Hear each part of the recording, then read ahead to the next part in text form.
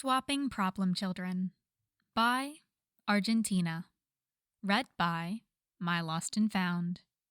Summary. You think your students are bad? Aizawa huffs before taking a sip of his coffee. He leans back against the couch. Vlad King narrows his eyes. They're worse than yours, that's for sure. As much as I want Class B to surpass 1A, these kids are nothing short of painful to work with. Aizawa shakes his head. Then, clearly, you haven't properly met my students. Oh, really? Vlad King asks. You clearly haven't met my students either, in that case. Then why don't we just switch and see? Aizawa says, nonchalant. Is that a challenge? In which Aizawa and Vlad King exchange problem children for a day. This fic is about 1,000 words and 1 chapter. It is rated teen and up audiences, and no archive warnings apply. This podfic was recorded for Mystery Box 2025 for the challenge Comments First. As always, link to the fic is in the description. And on with the story.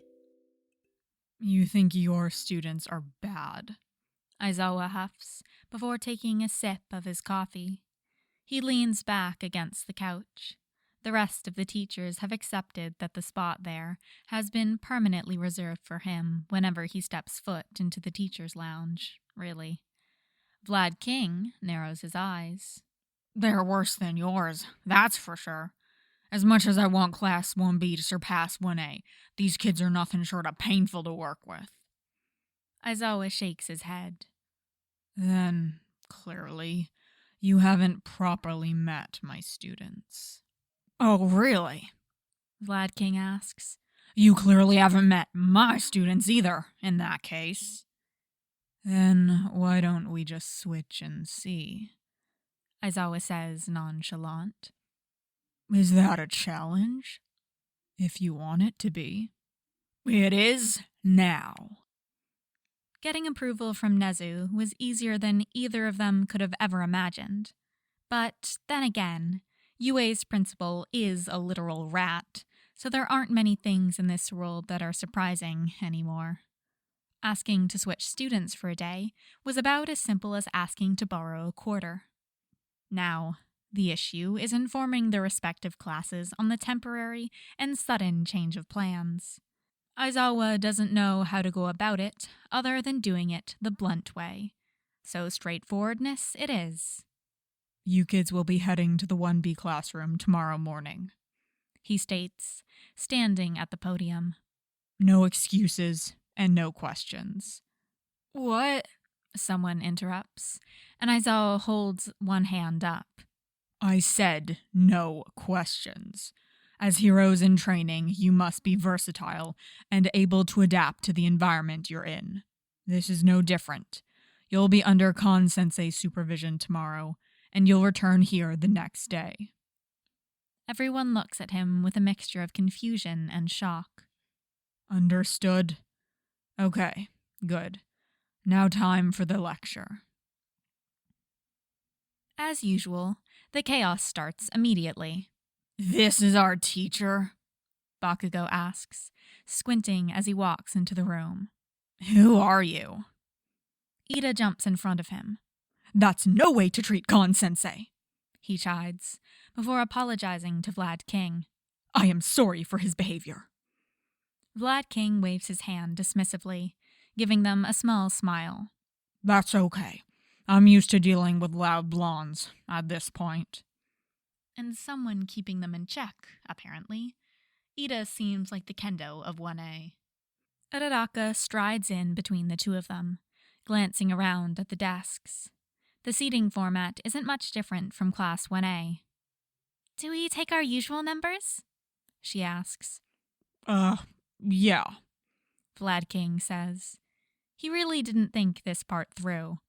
Or you can just claim whichever seat you like, really. It's only for today. Ooh, I'm sitting with Deku then. she exclaims, turning around to face the boy in question, dragging him by the sleeve. Uraraka-san, he says, stumbling along as she pulls him towards one of the seats in the front of the class.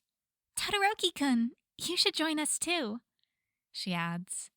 The dual-haired teen shrugs, clutching the straps of his backpack. Sure. Kirishima and Ashido come in next. This is so manly, Kirishima remarks. This room looks nice. Ashido facepalms. It's practically the same as ours. And it looks even nicer. Vlad King chuckles. Thanks. No problem, Sensei. This is really cool. This class is trash. No wonder your students don't learn anything. Monoma begins, before Kendo, sitting in the desk behind him, reaches forward and covers his mouth. She smiles at Aizawa. Sorry about that. Yeah, he's always like that. Don't worry. I like your teaching style. You must trust your students a lot by giving them so much freedom. Tetsu comments in reassurance. They've all been spending the last 10 minutes trying not to laugh at the yellow caterpillar on the ground. Aizawa sighs, closing his eyes again and zipping up his sleeping bag more. Carry on with your independent work. They do, indeed, carry on with their independent work, to say the least. Kaibara and Kurohiro continue folding paper airplanes. Yagi and Kodai pass notes to each other. A good half of the class pulls their phones out of their pockets again. Die, Deku! Bakugo yells, chasing the other teen down the asphalt. Vlad King flinches at the sound of the explosions. Don't worry, Sensei. It takes a while to get used to it. Bakugo tends to go over the top, even when it comes to training. Those two are going to murder each other, Vlad King mumbles. How does Aizawa typically deal with these situations? Well, Kirishima says, grimacing. He usually doesn't. Or if he really needs to stop someone, all he has to do is activate his quirk. I see, Vlad King says, smiling uncertainly. Your scarf is so cool, Shishida says, trying to get out of the capture weapon. Oh, I'm tangled. Aizawa rolls his eyes, releasing the teen. I thought your teacher said you guys were bad. Shishida contemplates.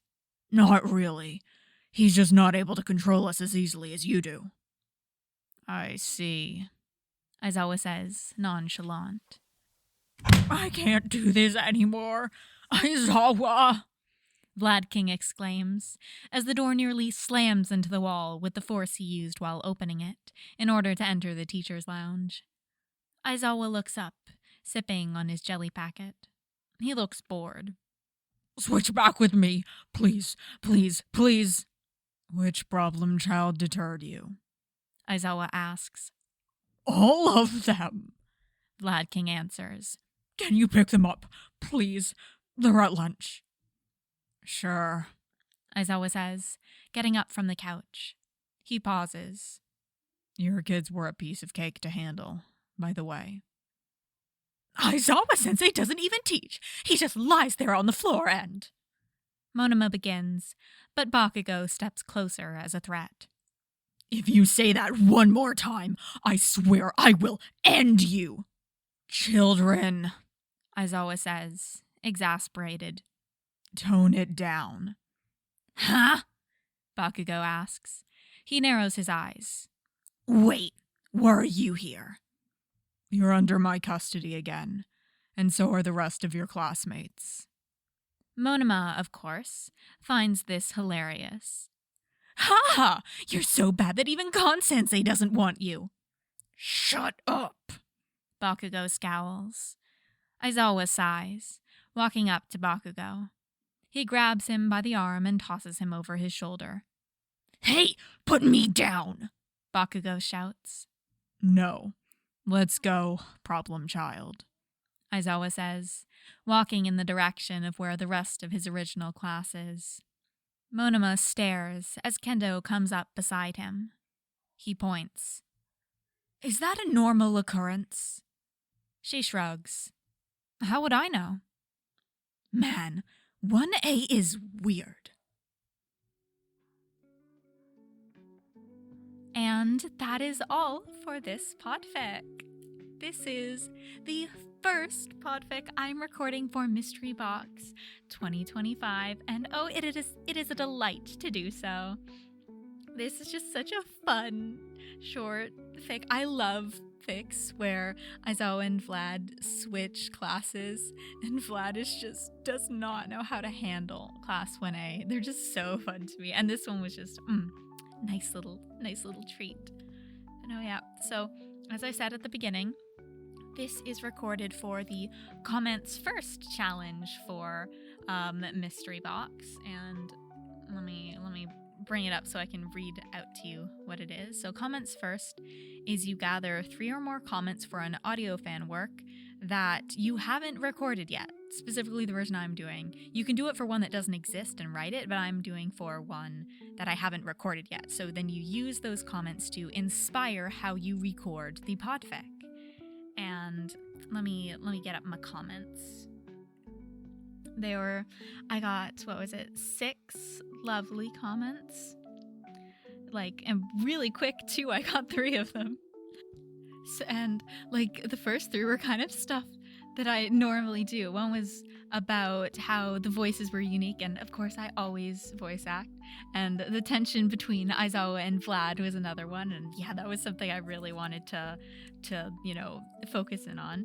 And then one that was kind of funny was saying I really got into the roles. They could practically hear me chopping my arm through the air while I voiced Ida's lines, and I already do that all the time. Whenever I record Kirishima's lines, I put my fists together like he does to get into his vibe, and I always chop my arm when I do Ida. Sometimes I hit something and have to re-record it, but it's you clocked me so hard. I haven't even recorded this, but that's what I was already gonna do, and you somehow knew.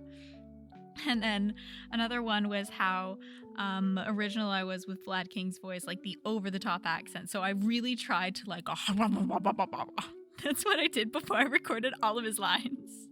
Just because he has that underbite. So I tried to do that very pronounced. Oh wait, what's 1, 2, 3, 4, 6? I think 7 actually. No, yep. And then the one was about the I can't do this anymore, Aizawa, the whine. So I tried to make him Vlad really whiny for that.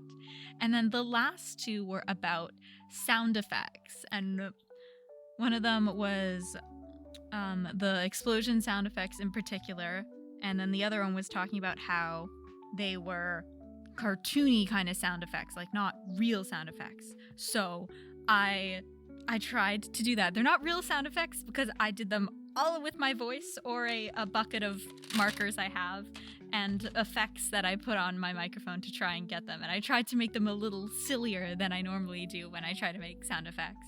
And to really focus it on the explosion one, I got 6 different layers going on there trying to get it. But yeah, that was my attempt at doing this challenge, and it's the first fic I recorded for Voice Team 2025. So that is exciting, and I'm happy I got to do this one. It's just such a lovely little fic, and I forced people to read it as well, and now I'm forcing you guys all to listen to it in podfic form. Mwahahaha! Merry Christmas! Christmas was a few days ago when I'm recording this. It will not be when this comes out. I have no idea when this is gonna come out, but yeah, anyway, this was really fun. I hope you guys enjoyed it and enjoyed listening to me ramble about the fic and the challenge. But anyway, yep, that is all for this time. As always, link to the fic is in the description. Go leave a kudos, go leave a comment, whatever you can. I am sure the original author appreciates it. The comments I also got are going to be in the description if you want to go read those, and check out the people who left them because they're all Voice Team members, so there's a good chance you'll find some podfics by them. And oh yeah, that is all for this time. I will see you guys next time.